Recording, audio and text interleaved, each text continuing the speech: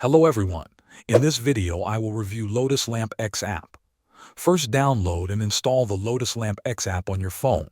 You can find it in the App Store or Google Play Store. After the installation is complete, open the app. When the app opens for the first time, you will see the main screen. On this screen, tap on the plus icon to add a new device. After tapping the plus icon, the app will ask for permission. It may ask for access to Bluetooth and location. These permissions are needed so the app can find and connect to your light. Allow all the required permissions. The app will also ask you to turn on Bluetooth if it is not already enabled. Once Bluetooth is enabled, the app will start searching for available devices. When your light appears on the screen, tap on it to connect. On the main screen, you will see a color control area. You can change the color of the lights directly from the app. Use the color wheel or color options to pick the color you want. When you tap or slide on the color wheel, the light will change instantly. Another feature of the app is music mode.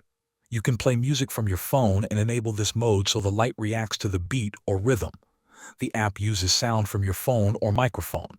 The app is simple to use and gives you full control over your lighting from one place. Thanks for watching.